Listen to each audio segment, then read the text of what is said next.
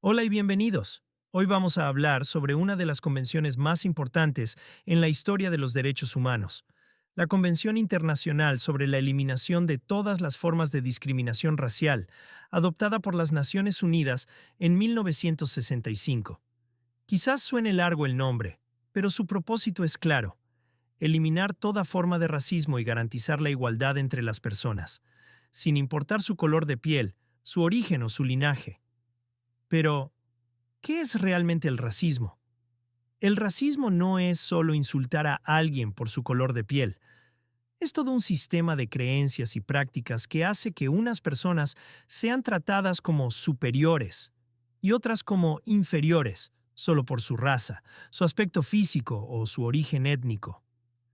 A veces el racismo se ve claramente, por ejemplo cuando alguien es rechazado en un trabajo por ser de otra nacionalidad, pero otras veces es más sutil, cuando a ciertas personas se les dan menos oportunidades, cuando se asume que no son tan capaces, o cuando los medios siempre muestran a unos grupos como los buenos y a otros como los problemáticos.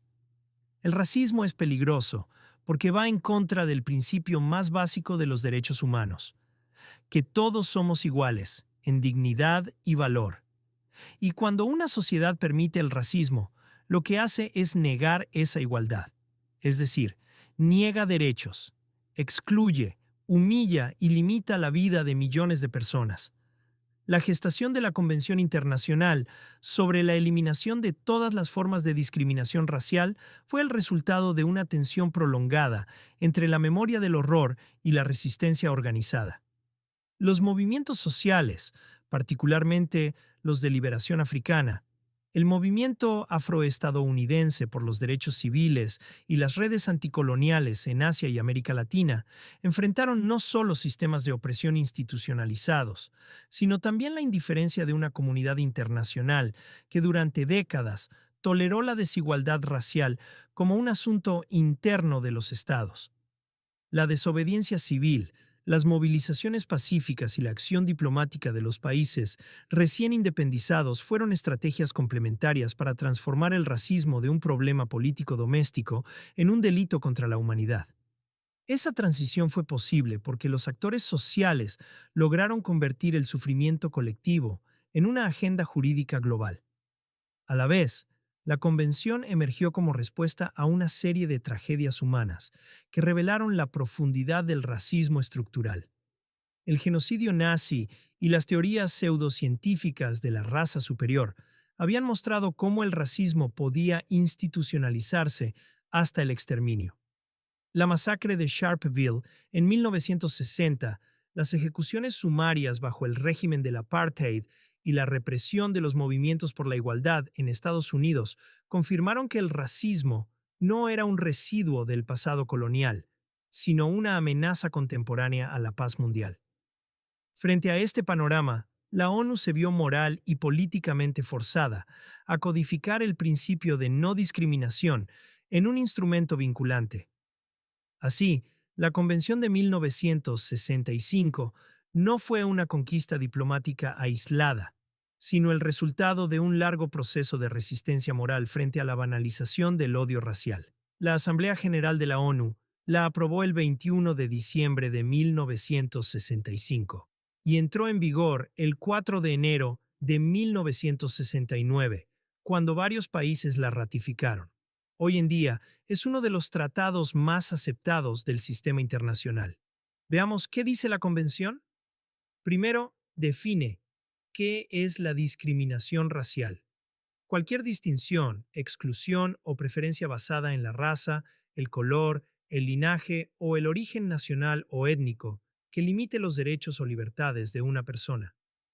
Y no solo habla de racismo evidente o directo, sino también de las formas más sutiles o estructurales, esas que están en las instituciones o en la cultura y afectan a ciertos grupos sin que siempre se note.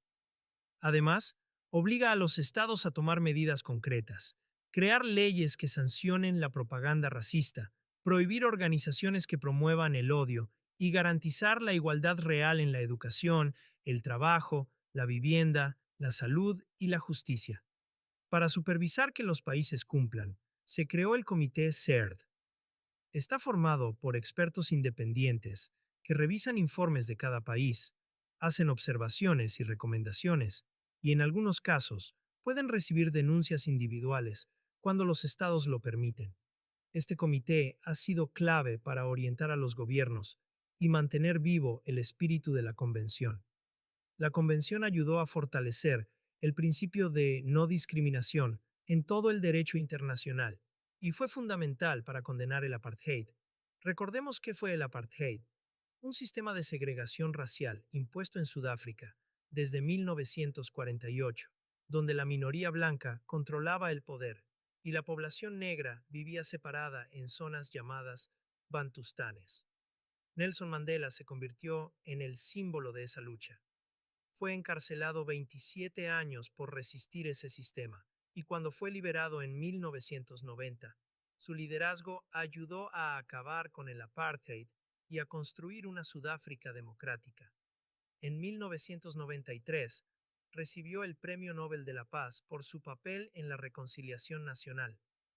Aunque esta convención tiene más de medio siglo, el racismo sigue existiendo, a veces de formas más complejas en la discriminación hacia migrantes, en el racismo institucional de la justicia o la educación, o en los discursos de odio en redes sociales.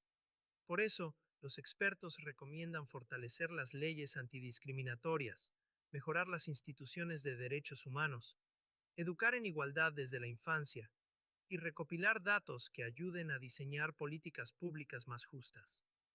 La Convención sobre Derechos Humanos representa un logro histórico en la protección de la dignidad y la igualdad de todas las personas, al establecer normas universales frente a abusos y discriminación.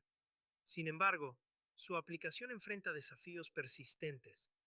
La resistencia de algunos estados a cumplir plenamente sus obligaciones, la falta de recursos para garantizar el acceso efectivo a la justicia y la adaptación a nuevas problemáticas como la vigilancia digital, la migración forzada y la discriminación estructural.